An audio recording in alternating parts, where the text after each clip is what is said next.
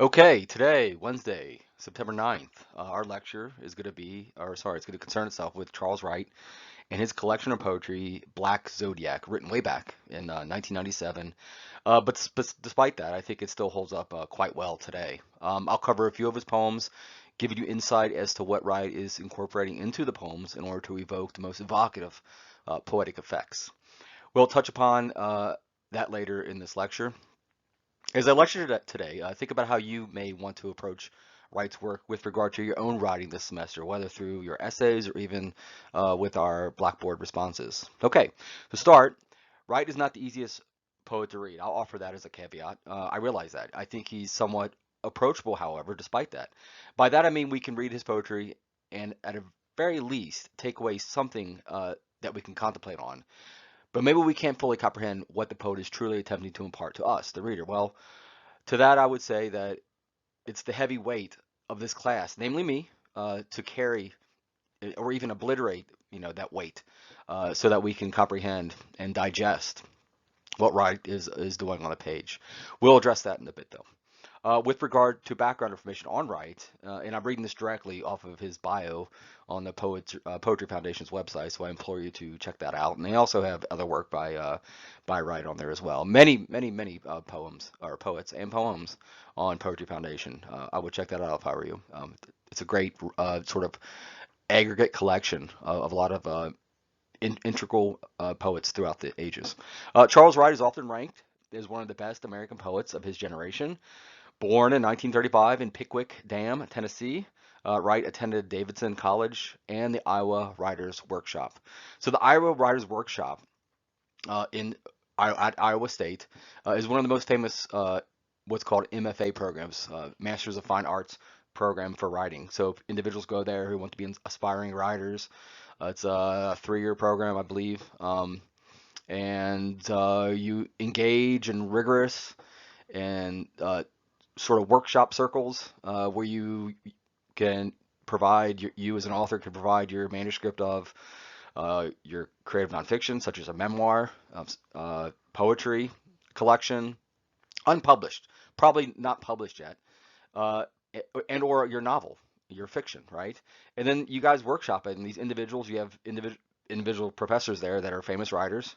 They come from all walks of life, uh, and they give you feedback on how to make your writing better. It's the most rigorous program in the country with regard to that, or in America with regard to that. Charles Wright also served 4 years in the U.S. Army, and it was while stationed in Italy that Wright began to read and write poetry. And he's going to touch upon that in a video we're going to watch in a moment. He is the author of over 20 books of poetry.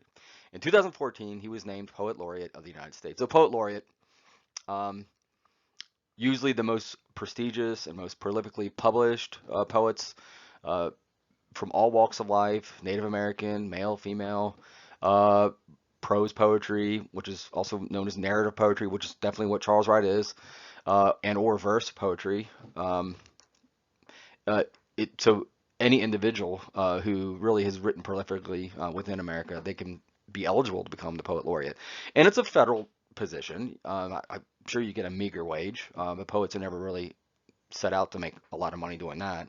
That's why you see a lot of poets who have published well, have had a few books out. They usually turn to academia to teach in order to sustain themselves financially, because you can't make a lot of money from it. So, and then they sort of set the pace and the guidelines of what really reading poetry is about when they become the poet laureate. And they go around different functions and give speeches and sort of impart to their listeners and to their readers where they want poetry to go in the United States with regard to the United States poet laureate. By the 1990s, Wright's style had changed once again. According to James Longenbach in the Yale Review, Wright attempts to constrain his writing in his next book, Chickamauga, which was written in 1995. Great book. Wright seems to feel, it says, quote, Wright seems to feel that all he can do is spin new variations on a limited number of subjects and scenes, unquote, wrote the critic. Although the work is, quote, a beautiful book, bearably human, yet in touch with the sublime, unquote. All right, just a few more quotes just to set the tone for Black Zodiac. And David Baker, writing about Chickamauga in poetry, observes that, quote, almost nothing ever happens in Charles Wright poetry. I find that hilarious. This is the central act of restraint. a spiritualistic abstinence, where meditation is not absent, but an alternative to action and to linear dramatic finality. So I just think that quote's interesting because it's a critic on writing, on poetry, David Baker, saying that there's a great restraint. There's not much happening within Charles Wright's poetry. In that way, he doesn't consider himself a narrative poet. A narrative poet, he'll go on to say in this video we're going to watch, is someone who tells a story. And he doesn't think he tells a story. He thinks he focuses, and I totally agree, he focuses on nature first, starts with nature, observing nature. In this case, a lot of it he says he does in his backyard, and then reflects of what that actually means. How those two things meld together, the internal and the external, nature and the nature of man. And that's where he comes up with a lot of these really philosophical concepts within his work, within his poetry. And that's not really about anything other than existence. Um, Indeed, Wright's books from the 1990s are all built on what might be called imaginistic narratives, where the narrative impulse runs beneath the contemplative moment of each individual poem. As Wright has said, his poems come from, quote, what I see rather than from an idea I had in mind. Idea follows seeing rather than the other way around, unquote. Black Zodiac, what we're reading, written 1997, as I mentioned before, which secured a host of awards, including the most prestigious, the Pulitzer Prize for Poetry, and the second most prestigious, the National Book Critics Circle Award. Contains long, and I agree, dense poems in this vein. They are long, they are dense, and it's incumbent upon us in this class, as I said before, namely myself, to help impart comprehension of what's going on within his work. With Chickamauga and Appalachia, what was written in 1998, Appalachia was, the volume comprised a third of Wright's trilogy. So all three of these books, Appalachia, Chickamauga, and Black Zodiac, rounded out the trilogy that Wright wanted to create. The three books were published together as its own book called Negative Blue in 2000. Wright has referred to his three trilogies as Country Music, The World of 10,000 Things, and Negative Blues, as, quote, I found this interesting, as, quote, the Appalachian Book of the Dead. That reminded me of something. There's a famous female author, Native American female author, who's part of what was deemed the Native American Renaissance in America, and I believe that's also taking place. Maybe it could be called the Indigenous Renaissance in Canada. And she wrote the book Almanac of the Dead. It was written in the 80s. Her name is Leslie Marmon Silko. And it's just interesting to access, for these individuals to access this word of the dead. In this case, is the Appalachian Book of the Dead, and in Silko's case, the Almanac of the Dead. The works are intricately structured. They have been labeled Dante-esque by some, and I think it's important, especially there are some elements within obviously within his past work, but also within the work we're reading, within Black Zodiac, of Dante-esque sort of elements. Wright has been highly concerned with Dante for a long time. He fell in love with poetry when he was 23, and he'll talk about this in the video, when he was stationed in Italy. And as we know, Dante wrote prolifically in the setting of Italy. Dante's Inferno. But he takes their main themes with time and past, family, and the influence of place, as well as the spiritual journey of Wright himself. Reviewing Appalachia for the New York Times, Adam Kirsch described, quote, the still center around which these themes whirl, unquote, which Kirsch added, quote, has always been Wright's metaphysical yearning, and we'll talk about that in a moment, his desire for a mystical or religious transcendence that is seemingly impossible today, unquote. Commenting on his trilogy of trilogies, his three trilogies, Wright has said, quote, all three trilogies do the same thing, and they have essentially the same structure: past, present, future, yesterday, today, tomorrow. As we read on with his poetry and listen to him talk about his poetry, he's highly concerned with time. So hopefully that we can be able to parse that out of his poems. I think it's highly evident we will. I think all this is commensurate with what Wright calls, and we'll touch upon this later in this lecture, the metaphysics of the quotidian, what he defines as the otherworldly quality of the mundane material world. But what is that? The metaphysics of the quotidian, exactly. What is it? What does it mean? Well, if we break down the language, metaphysics is defined as being, knowing, identity, time, space, All of these are themes and subjects matters that Wright conquers within his collection. And then we get quotidian, of or occurring, everyday, daily, commonplace, ordinary. So we see this great blending that Wright is explicitly doing within his work. So in this way, we might think about Wright addressing the very ordinary and the very extraordinary, the blending of those two things, the macro and the micro of this world. Everything internal slash implicit to the human experience, and everything external, the explicit nature of all things. I think we can witness this blending of things when we read Wright, blending too, nature imagery with elements of philosophy, but all cast ultimately to the language and elements of poetry. Okay, as promised, here's a short, around 8 minutes long interview of Wright, originally recorded and aired in 1998, shortly after he received news that he won the Pulitzer Prize for Poetry for Black Zodiac. I think the title here is highly befitting. Seasons serve as a backdrop to Charles Wright's Pulitzer Prize winning collection, as Wright's poetry is highly concerned with time. And time, as we know it, is shaped by the prism of seasons.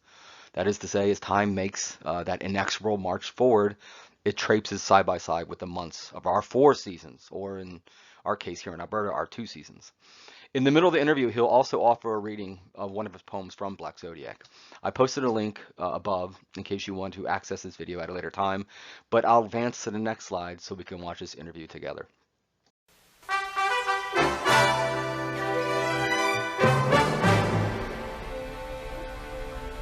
A second Pulitzer winner, and to Elizabeth Farnsworth in San Francisco. Charles Wright and his collection of verse, Black Zodiac, won the prize for poetry this year. Wright is professor of English at the University of Virginia and the author of 11 other poetry books, as well as works of criticism and translation. He was born in Tennessee, educated at Davidson College, the University of Iowa, and the University of Rome. He has won many prizes, including the American Book Award in Poetry and the National Book Critics Circle Award, which went to Black Zodiac earlier this year. Thank you for being with us, and congratulations. Well, thank you very much, Elizabeth. It's nice to be here. Please tell us about Black Zodiac. The book begins in the spring and ends in cold December, but something tells me these poems weren't all written in one year. No, it was about 2.5 years, and the seasons were something of a background for the poems, which came out of my daily life, about the sort of the daily life of a person. Trying to come to terms with how things pass, where they come from, where they go, and various ruminations on that sort of thing.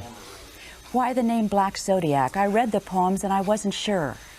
Well, that's fairly complicated because it has to do with the overall trajectory of a large group of poems that I've been doing over the last 27 years. Basically, it means that the end result of all one's strivings, in my case, is going to be as far only as one can see, that one cannot go past the zodiac, cannot go past the stars, that one is forever here. And that's okay, but one sometimes wonders that perhaps it might be nice to be elsewhere sometimes. Mm-hmm.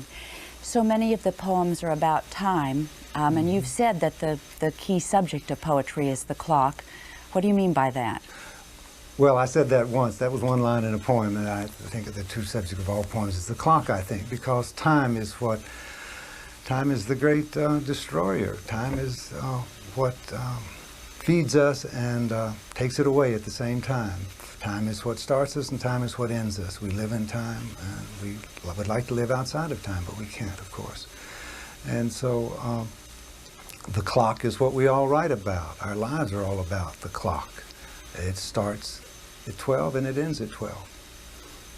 As you said, the poems are about what you see around you. Many are in your own backyard, it seemed to me.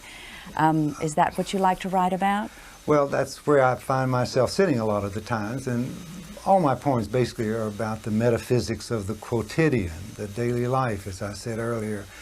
And I'm very attuned to what I look at, and landscape is something that's quite ravishing to me and is seductive, and I am always looking at it and thinking about how the exterior landscape reflects the interior and vice versa. And almost all my poems begin with something I've seen or something observed as opposed to some idea I have for a poem. Would you read a poem for us, please? Sure. These are all pretty long poems in Black Zodiac, but I'll read a section of a longer poem. The poem is called Disjecta Membra, which means scattered parts, and it's the last poem in the book, which is balanced by the first poem in the book, Apologia pro vita sua. It's the explanation of his life. And these bookend the whole collection. This is one small section of part one of a three-part poem. Death's still the secret of life, the garden reminds us, or vice versa. It's complicated. Unlike the weed surge and blossom surge of early fall, unlike the insect husks and the spider's tracery, crickets and rogue crows gearing up for afternoon sing-along, the cottontail hides out in the open, hunched under the apple tree between the guillotine of sunlight and guillotine of shade beyond my neighbor's hedge. The blades rise and the blades fall, but rabbit sits tight. Smart bun. Sit tight and hold on. Sit tight. Hold on. I love that. Death still the secret of life, the garden reminds us, or vice versa. I was intrigued by that. What would the vice versa be? Well, that life's still the secret of death, I suppose. Uh-huh. And the bunny, in the face of these implacable forces, you say, hold on. It's sort of what you do yourself, right? That's what we all do, of course, yeah. Or we try to. Right? Uh-huh. A review in the Richmond Times-Dispatch last year called you a steadfastly Southern poet. Are you? Well, I was born in the South. I'm not quite sure what they mean. I don't know that the Indianapolis paper would say the same thing. But I feel myself Southern, yes. I'm not sure I'm in the Southern literary tradition, which is much more of a narrative tradition than my poems show. My poems tend to be more accretional and juxtapositional as opposed to telling stories. The storyline runs underneath the surface of the poem most of the time in my work, as opposed to overtly, say. When did you first start writing poetry? Actually, I started writing quite late. I was 23 and I was in the army in Verona, Italy. And I went out to a place called Lake Garda and to the Sirmione Peninsula and read a poem there that was about sitting at the Sirmione Peninsula and looking out over Lake Garda. And I said, well, this is pretty nice. Maybe I could do this. There's not really a story here. It's just a description of a landscape. Of course, it was much more than that, and I thought it sounded pretty good. I didn't know at the time that it sounded good because it was written in iambic pentameter verse. But ever since I read that poem, I've been trying to write them. Some say you write as a painter paints, that you see this landscape and you suffuse it with light, or you remove light from it. Do you see it that way? Well, as I say, I'm very acted upon by what I see, and I think my poems are visual and they are oral. Their sound patterns are important to me, and the visuality of them is very important to me. And I tend to try to layer the poems together to do accretional lines the way a good painter would do layers of paint. That's true. I guess I'm a closet painter, but I can't paint, and so I'm stuck with what I have, which is language. Mr. Wright, what do you find in your teaching and in your travels when you're reading poetry? What do you find about the state of poetry and its audience? Well, the audience seems to be getting bigger all the time. I'm not sure if that's a result of it being taught more often and more intensely in colleges. I think probably it is, but I also think that it's a kind of refuge from the hullabaloo of everything that's going on. And there's a certain serious side of everyone that he likes to expose himself to from time to time. Some of us more often than others, but everybody has it and everybody does it, and poetry is our last refuge often.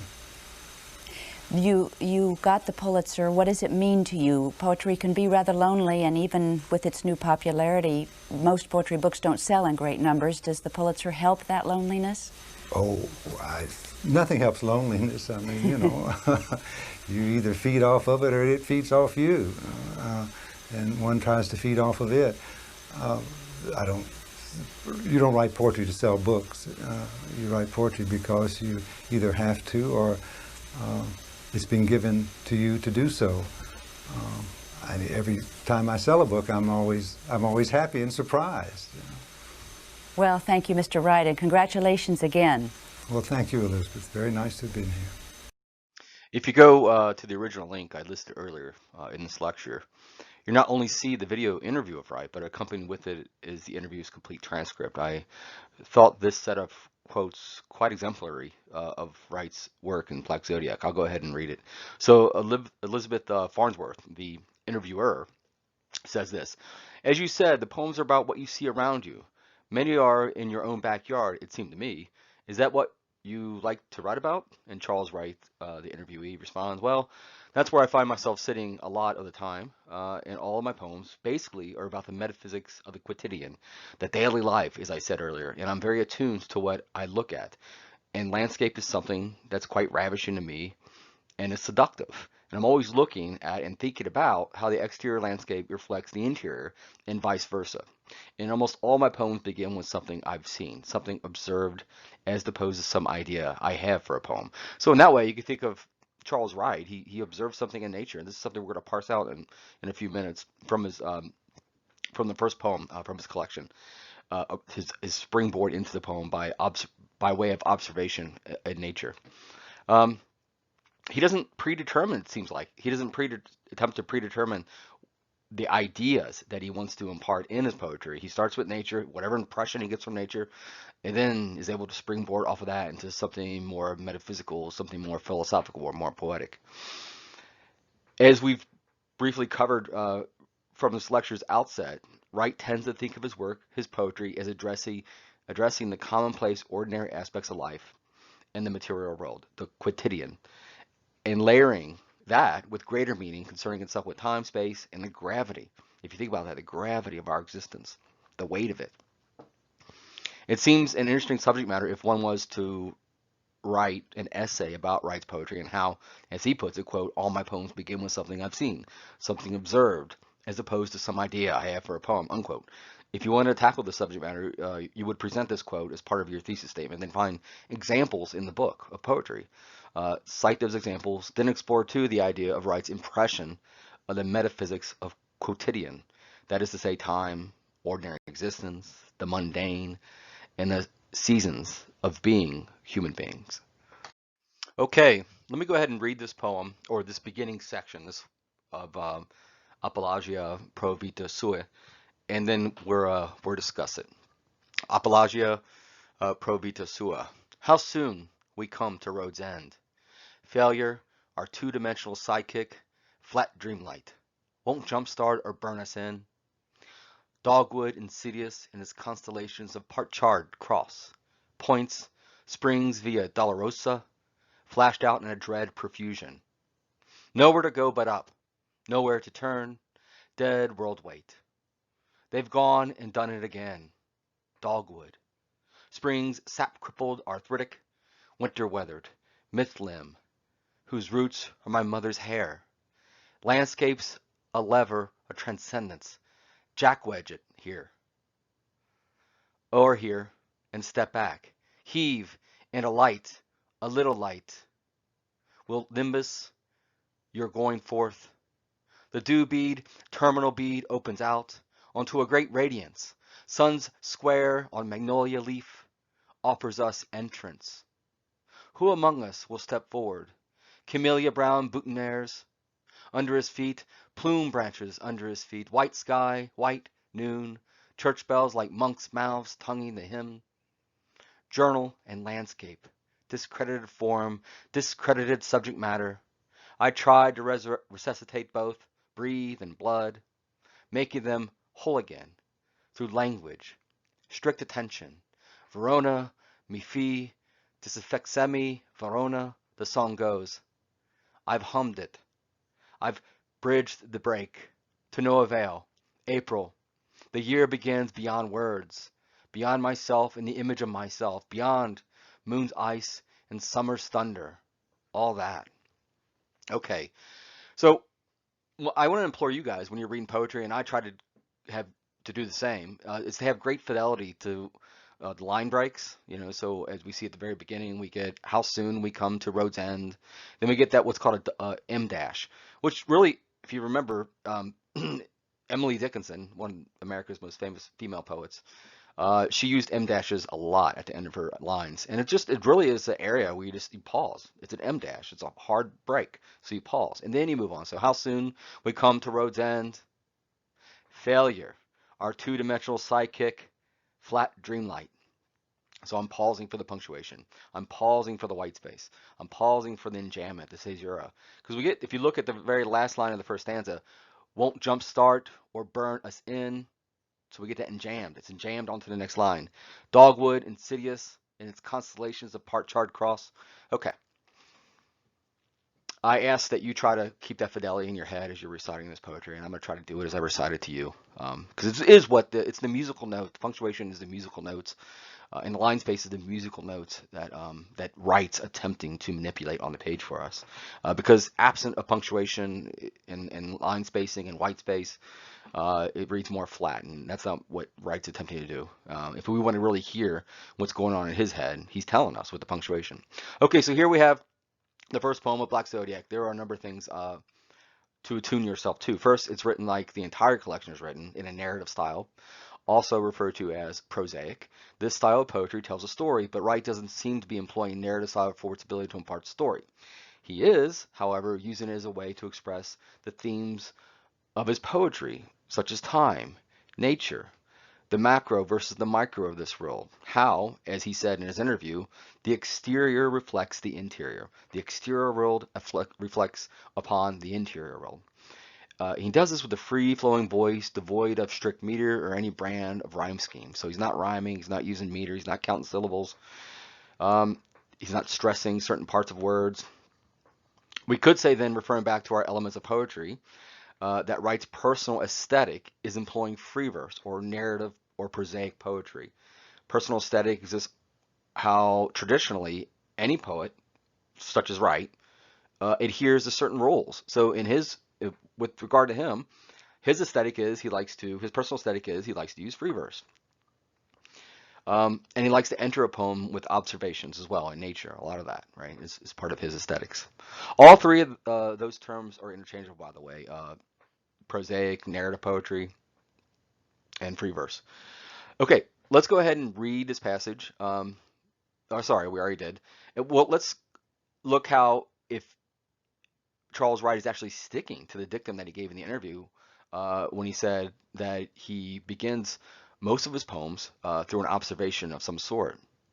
And there are a number of things going on here upon reading this. One, we're entering the observation of sorts, as he said, as Wright is ruminating on his garden or backyard. We get a lot of some element of a sanctuary of flora to include the image. And this is made available to us by way of the imagery of dogwood, roots, magnolia leaf, carnelia flower. Then, of course, the idea of all this taking place in April, which is, of course, the beginning of spring, at least in the northern hemisphere. Ostensibly, this is also an allusion to T.S. Eliot's The Wasteland. Its opening line says, quote, "April is the cruelest month, breeding lilacs out of the dead land," unquote. Wright is accessing postmodern theory here, whereby he is accessing an artifact from the past, in this case, the wasteland, in order to infuse the same meaning in the present work. Undoubtedly, this was highly intentional on Wright's part, as he is exceedingly attuned to the fact that the wasteland imparts its own implicit meaning, of which Wright is accessing by not only using April, but also flowers, all of which takes past meaning from prior texts and thrusts it into the present work. He does this quite a bit, I think, borrowing from other people's other texts, other artifacts from the past. As we get here, T.S. Eliot's The Wasteland infuses it. It lays it on the page for us to interpret, for us to find. You have to find April. You have to question, how does this poem parallel the beginning lines of T.S. Eliot's The Wasteland? Well, you have to go read The Wasteland. And then you come back and say, wow, there are great connections, I think, with regard to the imagery and what it's attempting to impart, what we call, and I forgot to include this on your elements of poetry, but it's called locus of concern, and it says, what is a poet or poem? What is it actually about? What is it concentrating on? We might also call this its conceit, the poem's self-importance. Why is it important? What's it focusing on? What's it attempting to say to the reader?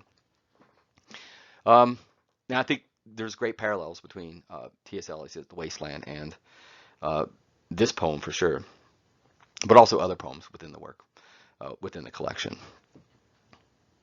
Uh, so, Wright 3 is accessing other modes of postmodern theory by infusing other languages into his poetry.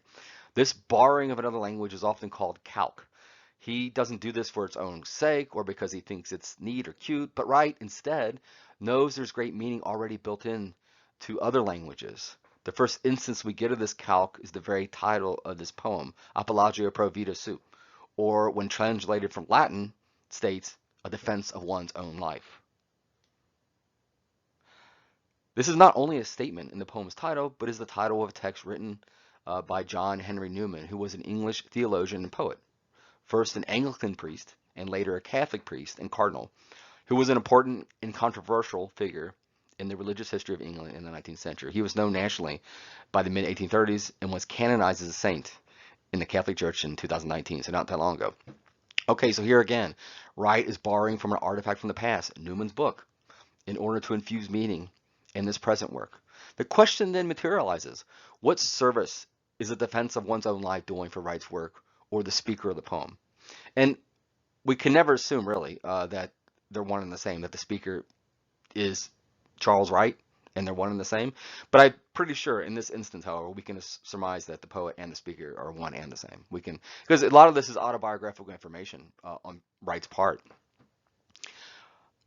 I tend to think of this first poem as Wright's attempting to wrench back the veil of existence, to plumb the very depths of our shared human existence and our shared human experience. When one enters such a pure state of questioning, of meaning, one has to pose some probing, highly invasive, maybe even disruptive lines of questioning. And we'll find out next lecture areas where Wright does employ lines of questioning within his poems in order to drill down on it even past the surface area of our exterior landscape of existence. So by entering this line of questioning, perhaps the poet and the speaker alike feel as if it is in some way a defense of this world with all its life, both beautiful and grotesque. Another example of calque can be viewed in the words springs Via Dolorosa in the fifth line. When we discover that Via Dolorosa is Latin for sorrowful way, often translated way of suffering, and is a processional route in the old city of Jerusalem, Israel, and believed to be the path that Jesus walked on the way to his crucifixion. The winding route from the former Antonia fortress to the Church of the Holy Sepulchre, a distance of about 600 meters, is a celebrated place of Christian pilgrimage. Then we could once we know this information, we could finally extract the intentions of the poet, or at least some of the intentions, by way of the allusion to suffering. Remember, one of the main refrains of Buddhism is to live is to endure suffering, pain, and misery. Something Wright is surely echoing here. To live is to endure suffering, pain, and misery. The idea of the human existence is juxtaposed to the human suffering, Wright seems to be saying. Finally, we get Verona mi fe disfacemi Verona, translated to Verona made me, Verona undo me. This passage is in all likelihood referring back to the poem's title, which refers back to the novel and the man who wrote it, John Henry Newman.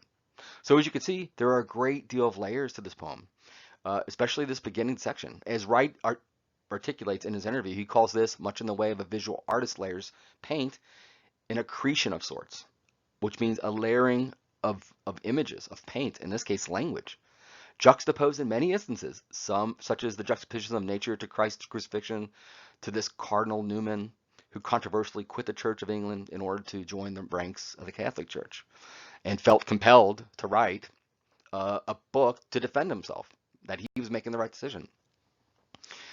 The entire poem continues in the same fashion, whereby Wright, in the postmodern stroke, accesses artifacts from the past in order to infuse his present work with already built-in meaning.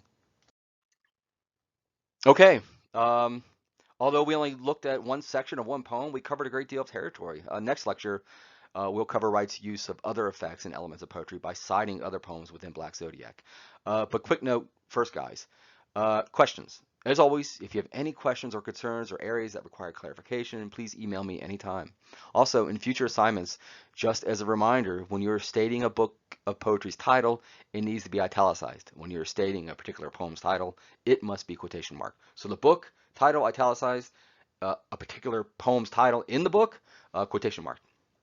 Also, when you quote lines from a poem, be sure to 1, use quotation marks, and 2, give me the author's last name and line number or numbers in the in-text citation. Example, Wright 3-8. In this example, I included a quote of lines 3 through 8 of a poem. Don't include punctuation or dates. Okay, guys, look out for our lecture, for this lecture, and then the lecture. I'm going to post this lecture simultaneously to Blackboard that you can access. And I would have emailed you already instructions for our discussion about what you pick one poem and then you explain why you picked it using the elements of poetry, using anything we talked about today with this lecture. And I'm going to post the instructions for doing so. You have the whole day on Wednesday, which is today, to do so, to listen to the lecture and then go online on Blackboard on our page and then react to the class discussion. All right, thanks, guys. Talk to you later. Bye.